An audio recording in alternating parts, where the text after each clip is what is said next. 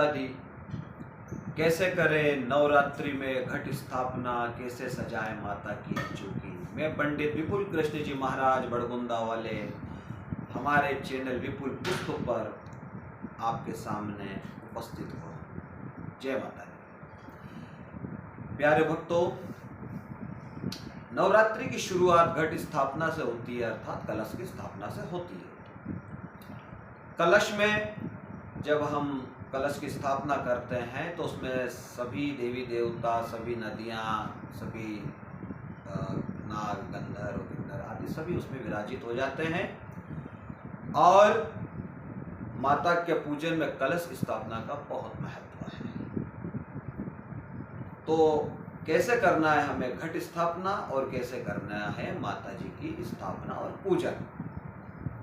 प्यारे भक्तों, महामाई से ही इस जगत का विस्तार हुआ है। सर्वप्रथम जब भगवान शिव ने अर्धनारीश्वर अवतार लिया था, उसमें भगवान शिव के अमांग से जो प्रकट हुई थी माता जी, उनका नाम था अंबिका। और वही अंबिका अब समय समय पर नव रूप में पधारी, जिनका हम नवरात्रि में 9 दिनों तक पूजन करते हैं। अब कैसे किया जाए पूजन।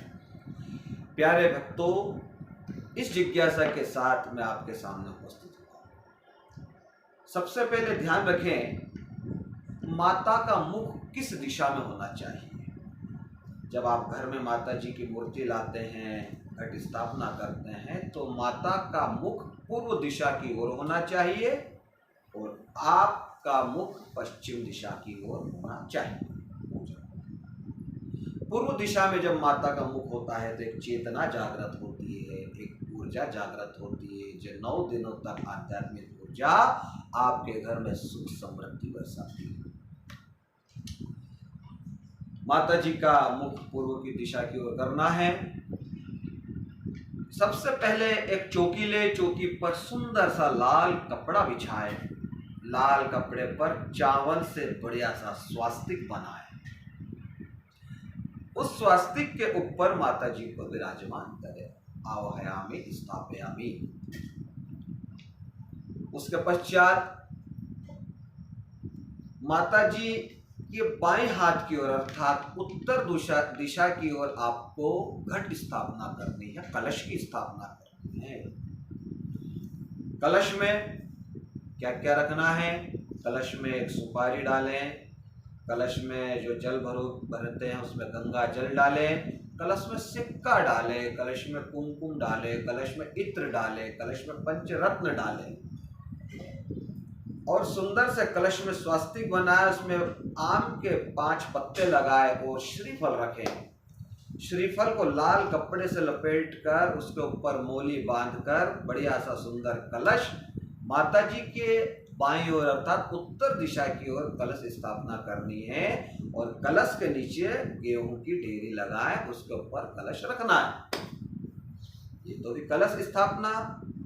अब दिया जो है वह दक्षिण दिशा की ओर माता जी के अर्थात दाएं हाथ की ओर रखना है। तेल का दिया दक्षिण दिशा जो कि अग्नि की दिशा है, आग्नेय कोण जिसे हम कहते हैं, वहां पर दिया रखना है तेल का। अखंड ज्योत जलाना चाहते हैं, अखंड ज्योत रखिए, लेकिन अखंड ज्योत रखें तो वह तेल की होनी चाहिए और उसमें बढ़िया से अक्षत डालकर रखें। विधि विधान से उसकी भी स्थापना करें। माता जी के ठीक सामने बढ़िया सुंदर सी एक सुपारी लें, उसमें बढ़िया मोली लपेटे, एक पान का पत्ता ले, डंठल वाला पान ले, उसमें स्वास्तिक बनाकर माता जी के ठीक सामने गणेश जी की स्थापना करें।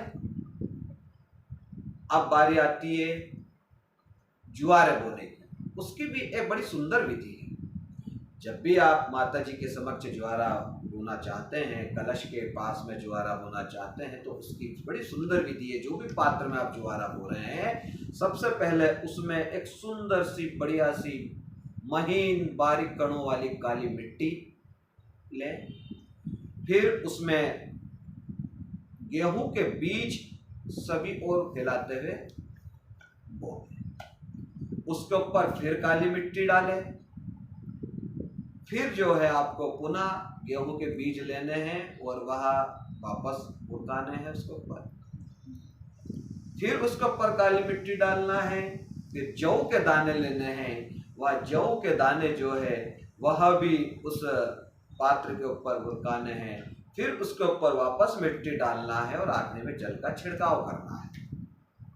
इस प्रकार माता जी की पूरी चौकी तैयार हो जाती है।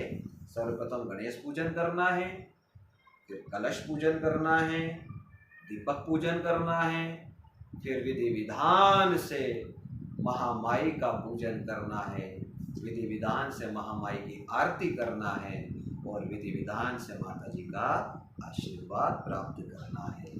यह रही माता जी के कलश स्थापना, माता जी की चौकी विधान की एक संक्षिप्त और बड़ी ही सुंदर जानकारी। जय माता दी, जय माता दी।